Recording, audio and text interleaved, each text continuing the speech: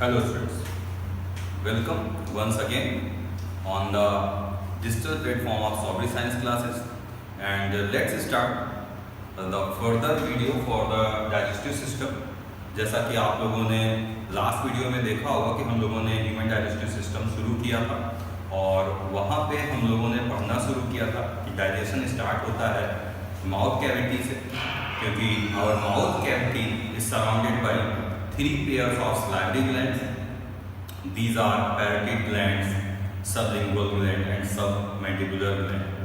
All three glands directly secrete saliva which help in digestion, and the partially digested food which move from the mouth cavity into the esophagus in the form of bolus and reach to the stomach, where it further digested by the gastric juice secreted by the inner wall of the stomach, and it contains hydrochloric acid, pepsin and renin. And the food which is digested in the stomach moves to the first part of the small intestine, that is duodenum, in the form of acidic chyme. यहाँ पर हम उसी का diagram देख रहे हैं. This is the duodenum and this part is connected to the stomach. यहाँ पे आप देखिए, मैंने आपको बताया था कि डाइजेशन में जब स्टमक से फूड डाइजेस्ट होके ड्यूडेनम पार्ट में पहुँचता है तो वहाँ सबसे पहले लीवर से सिक्रीट होता है बाइल जूस, और वो बाइल जूस पहुँचता है ड्यूडेनम में, और उसी ट्यूब के थ्रू लीवर से सिक्रीट होने वाले जूस के बाद, जिसे हम बाइल जूस कहते हैं, उसके बाद में सिक्रीट होता है पैनक्रियाज से पैनक्रियाटिक जूस. उसके साथ ही मैं यहाँ पे एक और चीज आपको बता दूं, लीवर हमारे बॉडी की largest gland.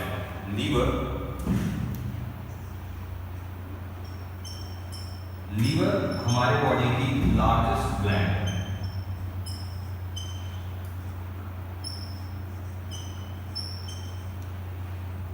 And its weight is about 1.5 kg, and it secrete bile juice.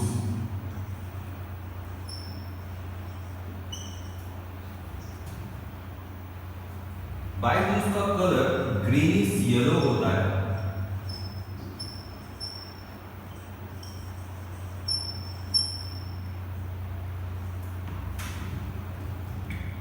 Bile juice का डाइजेशन में क्या रोल है अभी हम डिस्कस करते हैं, लेकिन उससे पहले इसके बारे में मैं आपको बता दूं.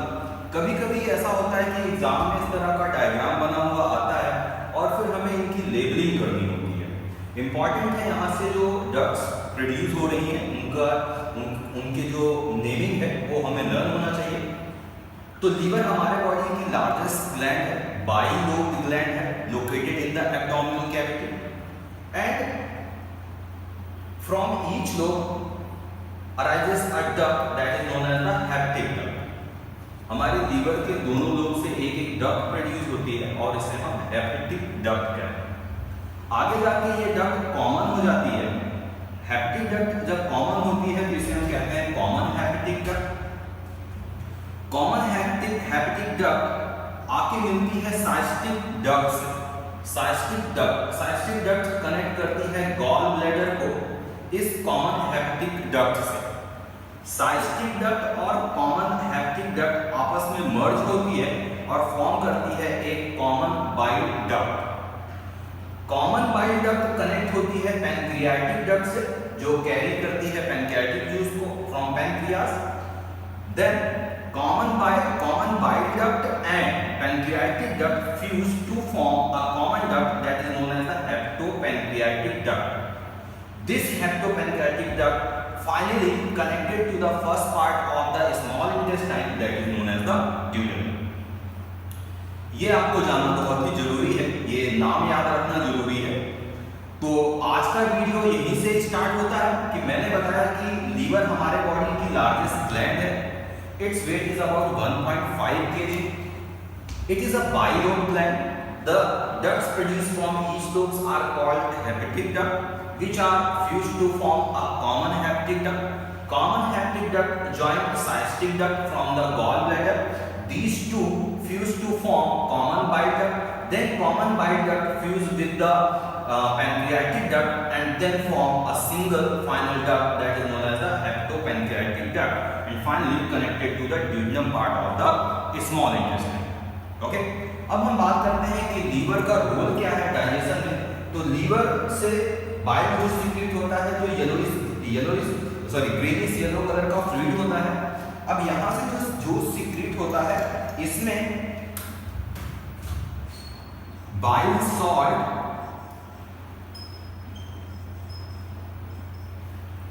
जैसे सोडियम बाइकार्बोनेट,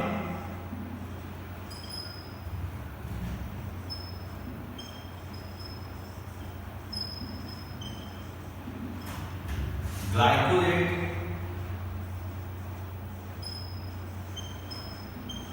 एक्सेट्रा, इस तरह के बाइल सॉल्ट्स होते हैं। इसके अलावा हमें देखने को मिलता है इसमें बाइल जूस में बाइल पिगमेंट्स।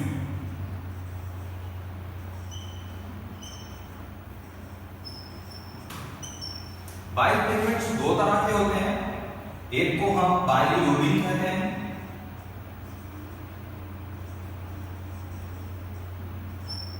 और दूसरा है बाइलिवर्डिन।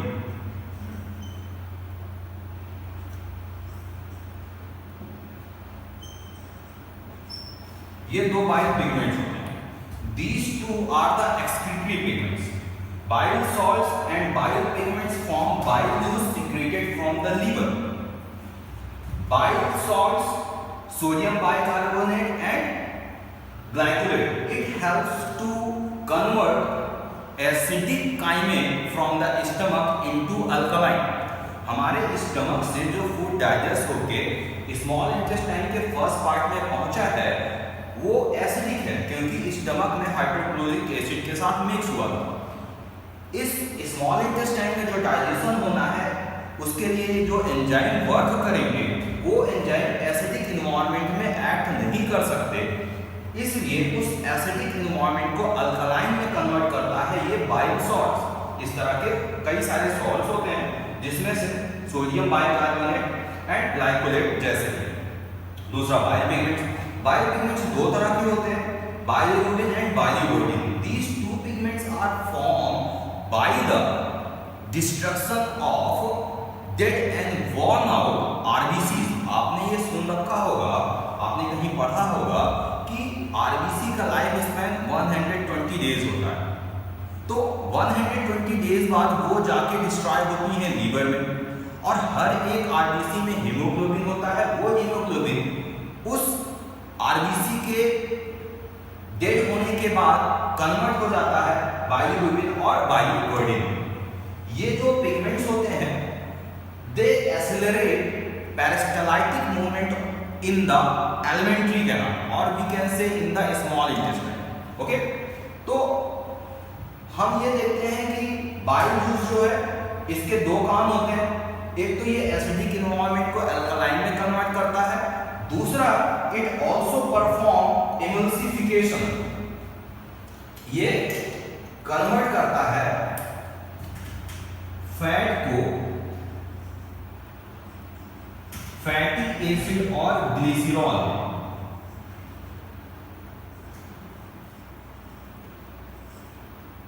Fatty acid and glycerol.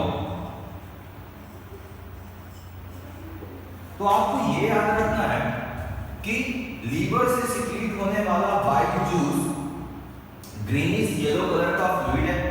It contain bile salt and bile pigments. Bile salts जैसे sodium bicarbonate, glycolate etcetera and bile pigments are the bilirubin and biliverdin. These bile salts convert acidic chyme into alkaline. Bile pigments help in the peristaltic or accelerate the peristaltic movement of the small intestine, and this bile juice also perform emulsification, that is conversion of fat into fatty acid and glycerol, that is known as the emulsification of fat. इतना काम होता है हमारे liver से सिक्रीट होने वाले bile juice से। अब यहाँ लीवर से जो जूस सिक्रीट हो रहा है वो हमारे स्टमक में जो फूड डाइजेस्ट हुआ, डाइजेस्ट होने के बाद स्मॉल इंटेस्टाइन में पहुंचा, तो स्मॉल इंटेस्टाइन में अगर डाइजेशन के लिए कोई भी फूड सब्सटेंस नहीं है तो यहाँ से सिक्रीट होने वाला जो बाइल जूस होगा वो स्टोर होगा गॉल ब्लैडर में। और अगर हमें ड्यूडिनम पार्ट में कोई फूड सब्सटेंस है जिसको डाइजेस्ट करना है तो यहाँ से सिक्रीट होने वाला बाइल जूस डायरेक्टली पहुंचता है हमारे ड्यूडिनम पार्ट। ओके फ्रेंड्स, अब हम बात करेंगे इसी ट्यूब हेप्टोपैनक्रियाटिक ट्यूब के थ्रू ही पैनक्रियास से सिक्रीट होता है पैनक्रियाटिक जूस। अब हम बात करते हैं पैनक्रियाटिक जूस। पैनक्रियास के बारे में आप लोगों ने कुछ पढ़ा ही होगा। पैनक्रियास हमारे बॉडी की second largest gland. Pancreas is the second largest gland of our body.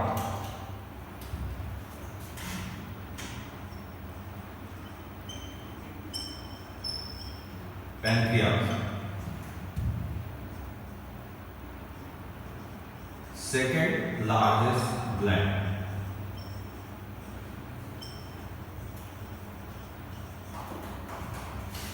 इसे हम मिक्स ग्लैंड भी कहते हैं।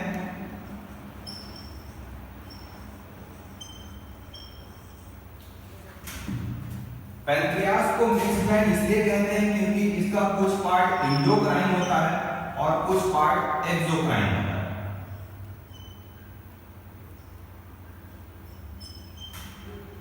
एक्सोक्राइन पार्ट जो होता है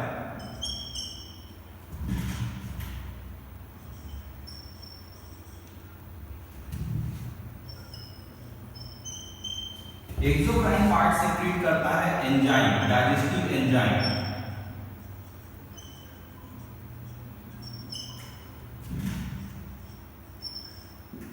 और एंडोक्राइन पार्ट जो होता है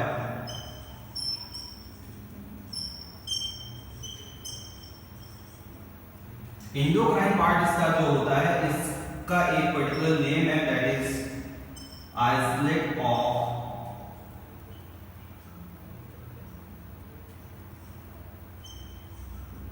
लैंगरहैंस।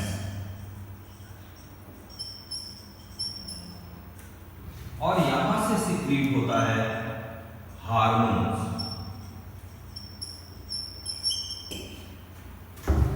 तो एक्सोक्राइन पार्ट से सिक्रीट होता है डाइजेस्टिव एंजाइम, और जो डाइजेस्टिव एंजाइम सिक्रीट होता है पैनक्रियास से उसे हम कहते हैं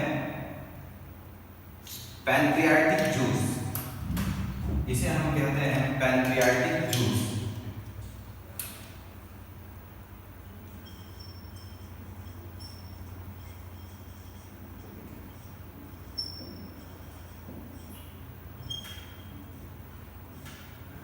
Pancreatic juice secretes about 1200 to 1500 ml per day, and it contains enzymes like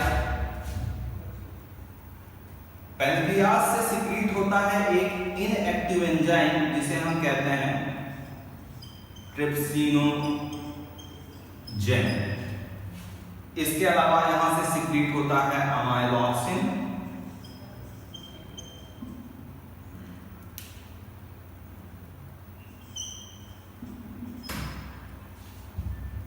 और पैनक्रियाटिक अमाइलेज भी इसे कहते हैं।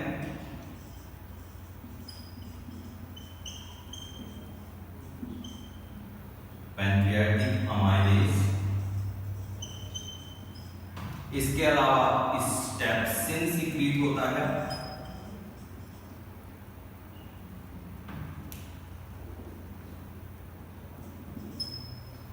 And pancreatic lipase.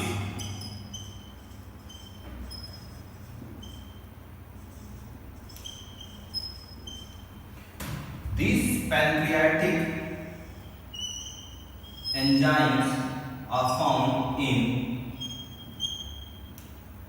pancreatic juice.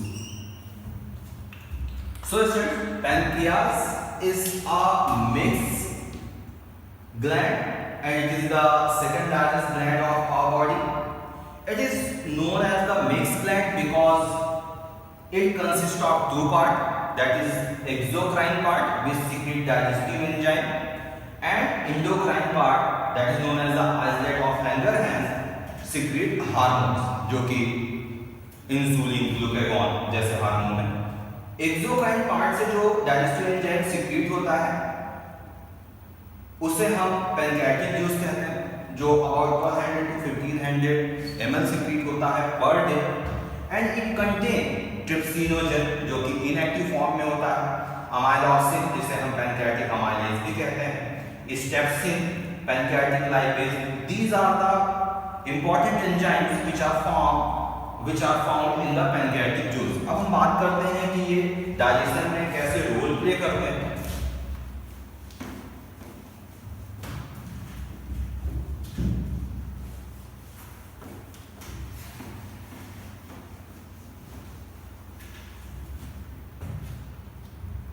सबसे पहले बात करते हैं ट्रिप्सिनोजन। पैनक्रियास से सीक्रेट होता है inactive enzyme trypsinogen.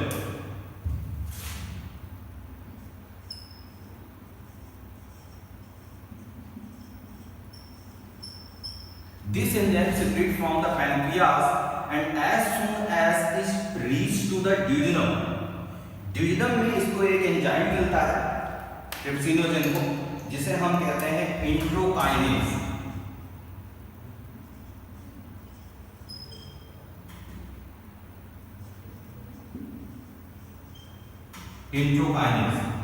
This enzyme converts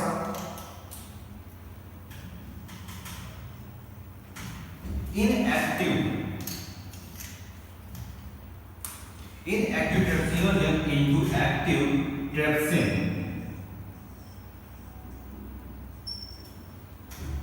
तो trypsinogen secreted from the pancreas in an inactive form, ये inactive form में secrete होता है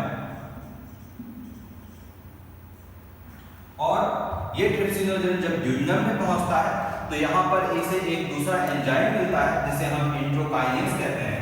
this enterokinase enzyme converts inactive trypsinogen into active trypsin.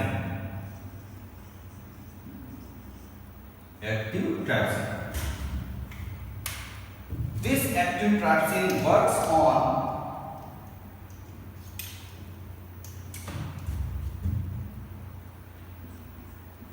tri and polypeptides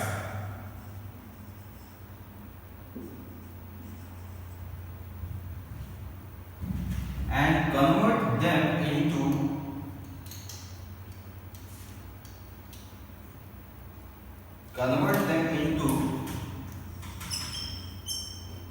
amino acid।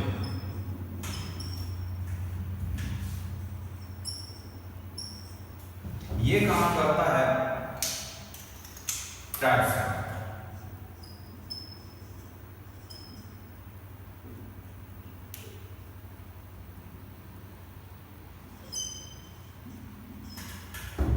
So students, pancreas से जो enzyme secret हो रहा है inactive form में उसे ट्रिप्सिनोजन कहते हैं।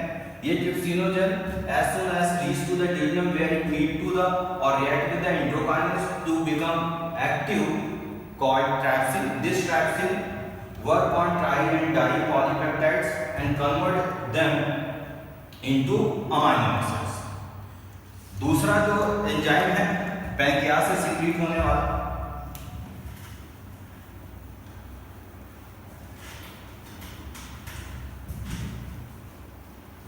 वो है pancreatic amylase.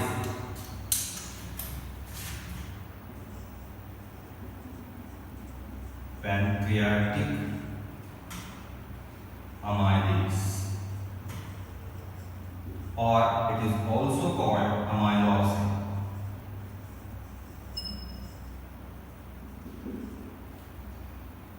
This amylosin or pancreatic amylase works on remaining starch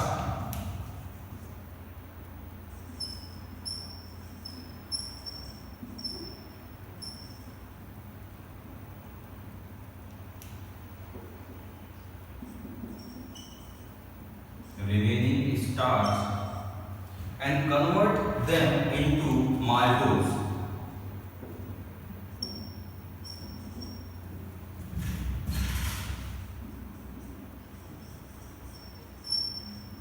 Convert them into maltose. दूसरा जो पैनक्रियास से सिक्रीट होने वाला डाइजेस्टिव एंजाइम है उसे हम पैनक्रियाटिक अमाइलेज या हम इसे अमाइलॉक्सिन कहते हैं। ये वर्क करता है बचे हुए स्टार्च पे और उससे उसको कन्वर्ट कर देता है माल्टोज में। इसी तरह से जो नेक्स्ट है उसे हम कहते हैं स्टेप्सिन।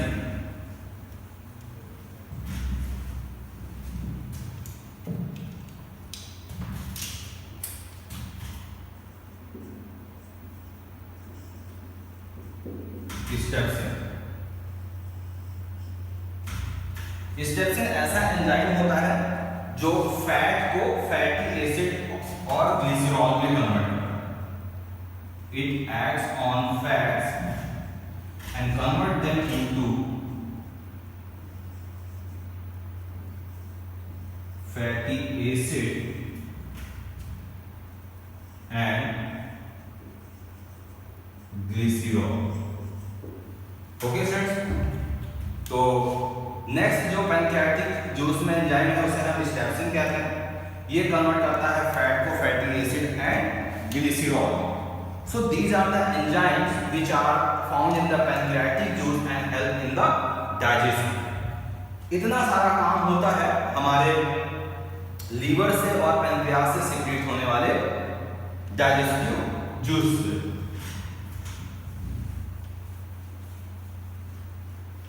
मैंने आपको बताया था कि माउथ कैविटी से जो पार्सली डाइजेस्टेड फूड मूव करता है उसे हम बोलस कहते हैं। ये पहुंचता है स्टमक में, वहां डाइजेशन होता है तो ये कहलाता है एसिडिक काइमिन। ये एसिडिक काइमिन पहुंचता है ड्यूडेनम पार्ट में, वहां पे वर्क करता है लीवर से सिक्रीट होने वाला बाइल जूस और पैनक्रियास से सिक्रीट होने वाला पैनक्रियाटिक जूस। अब ये नेक्स्ट फॉर्म में जब कन्वर्ट होगा, आगे मूव करेगा, तब हम इसे कहते हैं काइल। इट मींस कि ड्यूडेनम से जो फूड डाइजेस्ट होकर आगे बढ़ेगा उसे हम कहते हैं Kyle. Okay friends,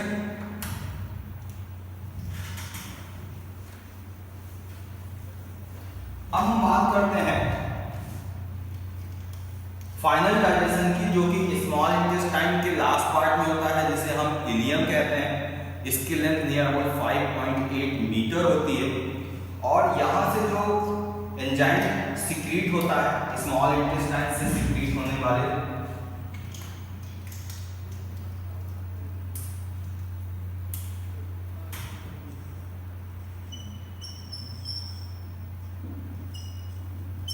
small intestine से जो डाइजेस्टिव एंजाइम सिक्रीट होता है इसे हम इंटेस्टिनल जूस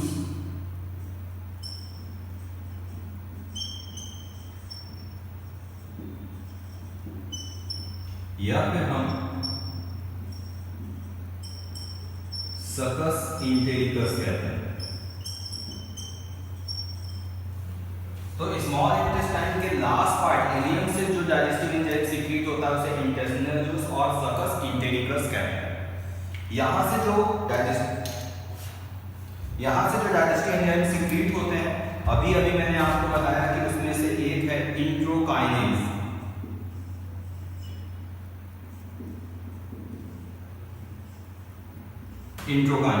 तो इंट्रोकाइनेज क्या करता है? It converts inactive trypsinogen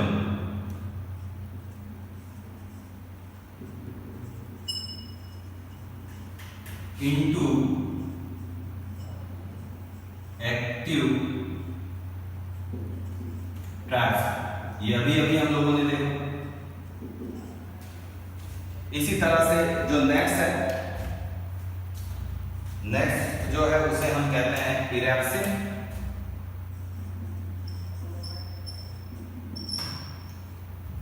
erepsin works on remaining protein, di, tri, polypeptides.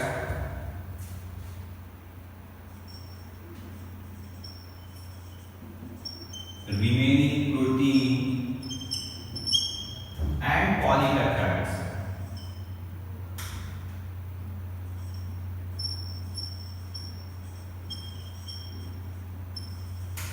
इन सभी को कन्वर्ट करता है ये अमाइनो एसिड। ठीक है फ्रेंड्स, स्मॉल इंटेस्टाइन से सीक्रेट होता है जो डाइजेस्टिव है उसे सकस एंटेरिकस। ये टर्म याद रखना जरूरी है, कई बार ये टर्म एग्जाम में पूछा गया है। उसमें से एक है इंट्रोकाइनेज, दूसरा है एरेप्सिन, नेक्स्ट है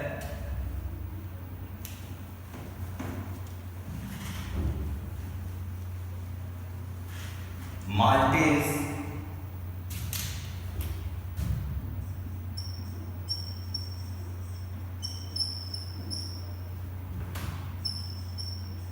it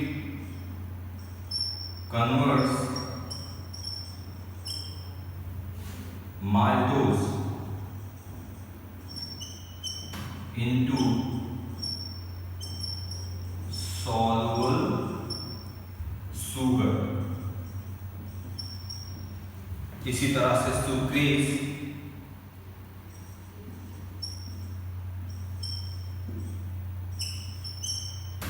it converts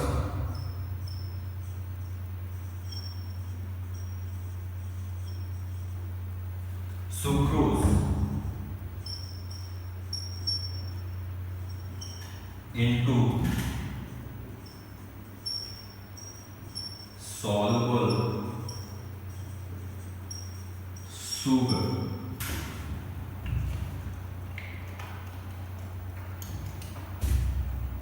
okay friends,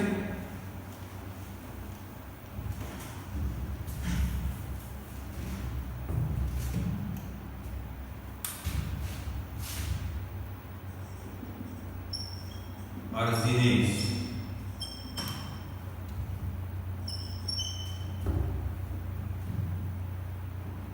it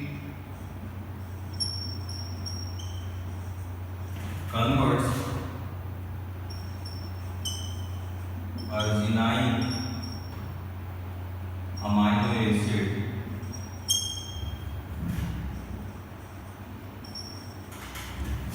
into urea। lipase it also converts fat into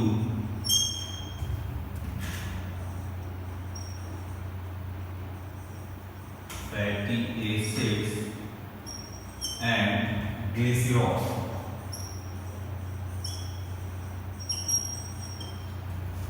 okay, तो इस तरह से ये फाइनल डाइजेशन है स्मॉल इंटेस्टाइन के लास्ट पार्ट। एक बार मैं आज के वीडियो में हम लोगों ने क्या पढ़ा ये फिर से मैं आपको बता दे रहा हूँ।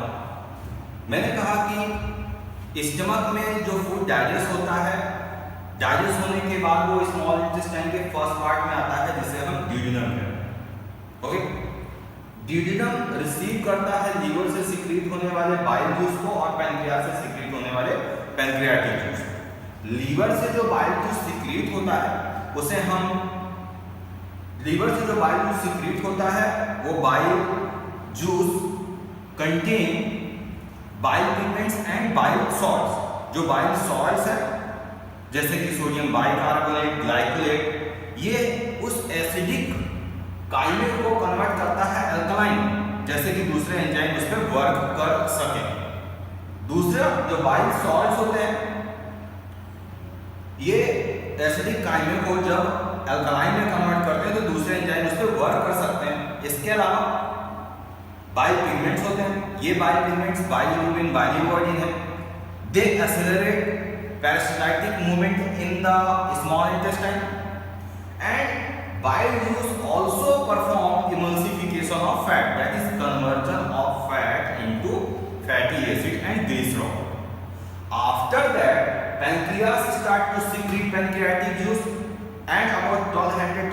300 ml pancreatic juice secreted daily. It contains trypsin, pancreatic amylase, स्टेप्सिन and pancreatic lipase. हम लोगों ने अभी देखा कि वो किस तरीके से डाइजेशन में रोल प्ले करता है। फूड डाइजेस्ट होता है, स्मॉल इंटेस्टाइन के नेक्स्ट पार्ट में पहुंचता है, तो स्मॉल इंटेस्टाइन से जो डाइजेस्टिव एंजाइम सीक्रेट होता है उसे हम इंटेस्टिनल जूस कहते हैं, and it is also known as the succus इंटेरिकस।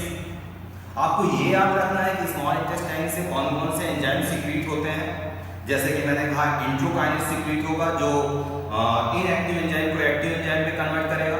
इसके अलावा erepsin, sucrase, maltase, arginase etcetera, these are the enzyme which help in the digestion. जब फूड इतना डाइजेस्ट हो जाता है कि they can easily diffuse from the inner wall of the small intestine into the bloodstream, that is known as the absorption. अब हम बात करते हैं absorption की। तो स्मॉल इंटेस्टाइन के लास्ट पार्ट जिसे हम इलियम कहते हैं, स्मॉल इंटेस्टाइन के last part that is ilium में एब्जॉर्प्शन होता है।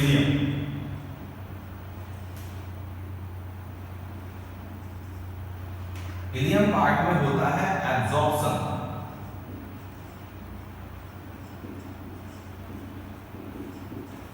कैसे होता है? हमें अगर स्मॉल इंटेस्टाइन का एक सेक्शन देखें तो हमें उसकी इनर वॉल पर बहुत सारे प्रोजेक्शंस देखने को मिलते हैं। स्मॉल इंटेस्टाइन के इनर वॉल पर हमें बहुत सारे फिंगर लाइक प्रोजेक्शंस देखने को मिलते हैं। ये जो फिंगर लाइक प्रोजेक्शंस होते हैं इन्हें हम विली कहते हैं, कॉमनली विलाई कहते हैं या Willie. These villi contain blood vessels. These villi contain blood vessels. इसमें से एक को जरा हम enlarge करके अगर देखें,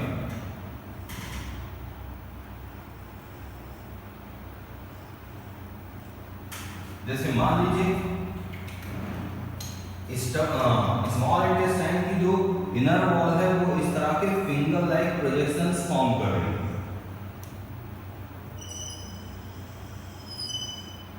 इस तरह के फिंगर लाइक प्रोजेक्शंस फॉर्म कर रही है। इसकी जो अपर लेयर होगी वो तो सिंपली एपिथेलियल सेल्स होगी,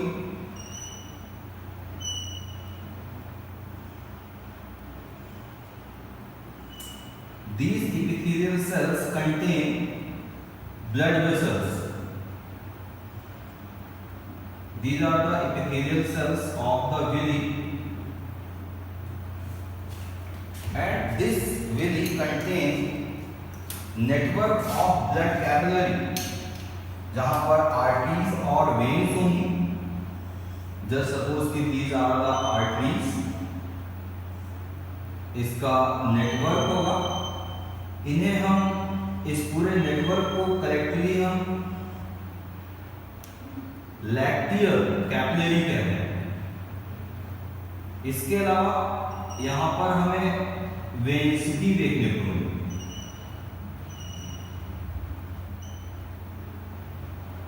जैसे ये मान लीजिए ये आर्टरी थी, यहीं पे हम एक वेन भी ड्रॉ कर लेते हैं।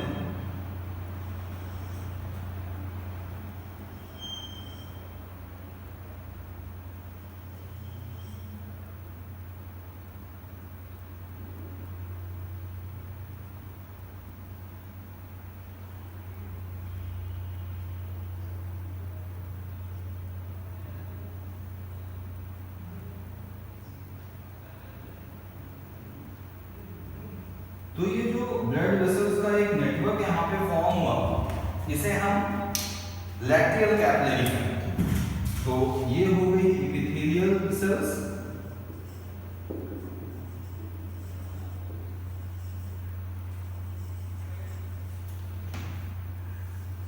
these are the lacteal capillary.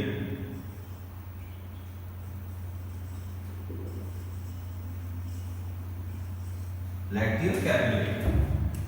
ठीक है friends, these blood vessels help in the absorption of the digested food. जो फूड डाइजेस्ट हो जाता है, these are present in the lumen of the small intestine and they are absorbed by the villi. About 6 million villi are found in the last part of the small intestine, which increase absorptive surface for the absorption of the digested food. ठीक है friends, ये सारी बातें आपको समझ में आ गई होंगी। इसके बाद फिर हम बात करते हैं जो फूड डाइजेस्ट नहीं होता है। जो फूड डाइजेस्ट नहीं होता है, they pass into the large intestine. आपको मैंने इससे पहले वाले वीडियो में बता रखा है कि जब हम देखते हैं कि large intestine is connected to the small intestine through a narrow tube known as the caecum, and just behind the junction of small intestine and large intestine there is a worm shaped structure that is known as the vermiform appendix. तो जो food digest नहीं होता है वो पास हो जाता है large intestine में और removal of undigested food from the body is known as the egestion. हम लोगों ने सबसे पहले बात किया था कि there are 5 steps involve in the human digestion. सबसे पहले intake of complex form of food that is known as the ingestion, फिर उसको डाइजेस्ट किया जाता है, ब्रेक किया जाता है, that is known as the digestion, फिर उस डाइजेस्टेड फूड को एब्जॉर्ब किया जाता है, that is known as the absorption. वो डाइजेस्टेड फूड सेल्स में यूटिलाइज होता है, that is known as the assimilation. और जो अनडाइजेस्टेड फूड होता है उसको हम अपनी बॉडी से रिमूव करते हैं, that is known as the egestion. साथ में एक चीज और आपको बता दूं कि जो वर्मिफॉर्म अपेंडिक्स होता है, आपने पढ़ रखा है कि it is a vestigial organ. It means कि अभी हमारे बॉडी में इसका रोल नहीं है, but it contain cellulose digesting bacteria which help in the breaking down of cellulose which we gain from the raw vegetable and fruits etc. And some protozoans are also found in the vermiform appendix and they also help in the breaking down of cellulose. They live together with the bacteria in the form of the mutualism. Getting it students? तो इस तरह से human digestive वाला ये part जो है ये complete होता है। जो भी आपको यहाँ पे प्रॉब्लम हो रही है, आप वीडियो को पहले जो वीडियो बने उसको देखिए और फिर इसको देखिए, तो सारी चीजें यहाँ पे क्लियर हो। Okay students, thank you.